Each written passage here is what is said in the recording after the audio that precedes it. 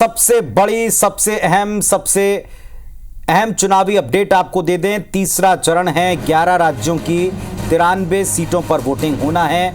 1331 उम्मीदवारों की किस्मत ईवीएम में कल सुबह से दर्ज होना शुरू हो जाएगी। और इस दौर में 7 केंद्रीय मंत्री, 4 पूर्व मुख्यमंत्री की किस्मत दांव पर है।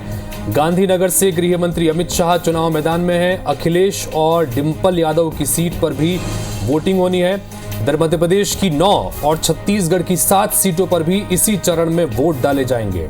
और इधर मध्य प्रदेश में शिवराज, सिंधिया, दिग्विजय, इनकी साख दांव पर है। मतलब इसी फेज में उनकी सीटों पर चुनाव है। तो छत्तीसगढ़ में बृजमोहन अग्रवाल और सरोज पांडे जैसे सियासी दिग्गज हैं जिनकी किस्मत ईवीएम में लॉक होनी है। तो इन तमाम दिग्गजों के साथ देश भर की 93 सीटों पर वोटिंग प्रतिशत क्या रहता है, कम प्रतिशत या अधिक प्रतिशत, जो पिछले दिनों की गई कवायद है, क्या उसका असर होता है देश, ये भी देखना होगा।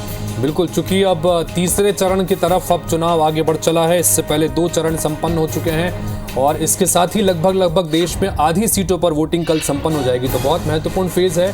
11 राज्यों की 93 सीटों पर वोटिंग होगी, जिसमें मध्य प्रदेश की एक बैतूल सीट भी शामिल है, जिसमें दूसरे चरण में वोटिंग होनी थी, लेकिन वहां पर प्रत्याशी के निधन के चलते उसमें एक चरण आगे उससे बढ़ा दिया गया था। 7 केंद्रीय मंत्री और 4 पूर्व मुख्यमंत्रियों की किस्मत यहां पर आज ईवीएम में कल जनता कैद करने जा रही है। और इसमें सबसे बड़ा नाम संभवतः होगा देश के गृह मंत्री का।